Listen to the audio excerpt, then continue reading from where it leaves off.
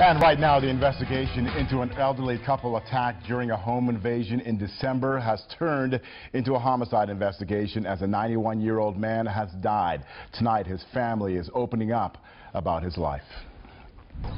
We certainly have a sense of relief that my father's suffering is no longer, but our sadness and our mourning is just starting.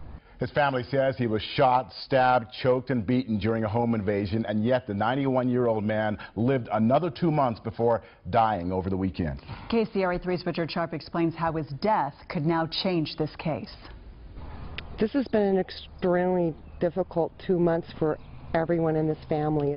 On Saturday, 91-year-old Gerald Holderman died. His family says from the wounds he suffered when he was beaten, choked, stabbed, and shot in his Diamond Springs home on New Year's Eve. Now, his family wants to draw attention to his life, not his death. He was a staunch Marine. He was a Marine from day one. Linda Musetter and Jerry Holderman say their father was the gold standard. Gerald served as a gunner on a dive bomber in World War II. He provided air cover for General MacArthur during the surrender of Japan. He never bragged about it. It's kind of amazing, you know, we grew up with this man and didn't know really what a hero he was. It took us an entire lifetime to realize that.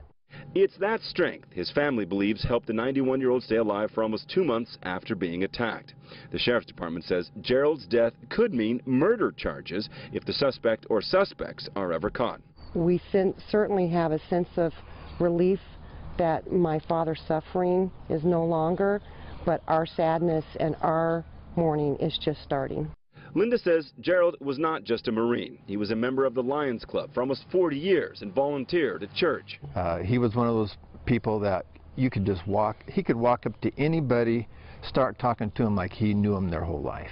Gerald had 3 children, 8 grandchildren, and even great-grandchildren. An impressive family, considering he grew up in an orphanage during the Great Depression. He didn't have role models to show him what a family was supposed to be like. But someone who didn't have that, he knew how to set the bar really high for all of us. Gerald's wife of 60 years is still recovering from the home invasion. His family says Gerald is proof you don't have to come from an extraordinary background to be an extraordinary man. In El Dorado County, I'm Richard Sharp, KCRA.